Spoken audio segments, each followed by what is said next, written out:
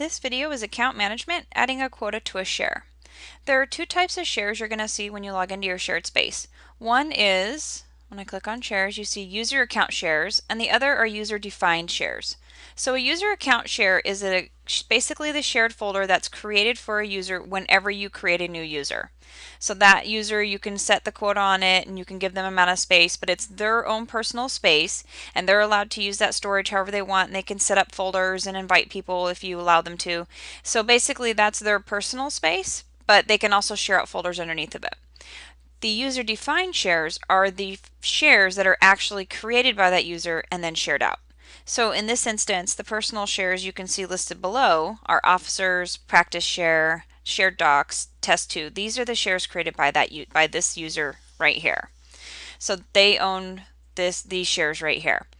But this person can set quotas on this up to the amount that they're given. So for instance, if I click on user-defined shares, there's a couple shares that don't have a quota set. So I can click on that, and right now I have 3 gigs available to be assigned. So I can say I'm going to use 2 for this share,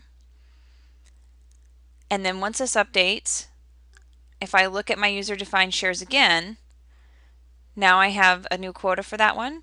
I still have one more that doesn't, and I only have 1 gig that's available to be assigned now.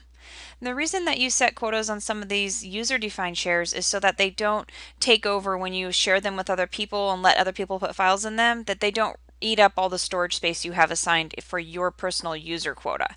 Because your user-defined shares only have as much space as your user account does, because basically otherwise you could assign users shares and a quota, and then if they created subfolders and shared them out and it could assign any quota they wanted, they would run you out of space. So this is how you set up user quotas on user-defined shares, and that way you can sort of manage your accounts a little bit better.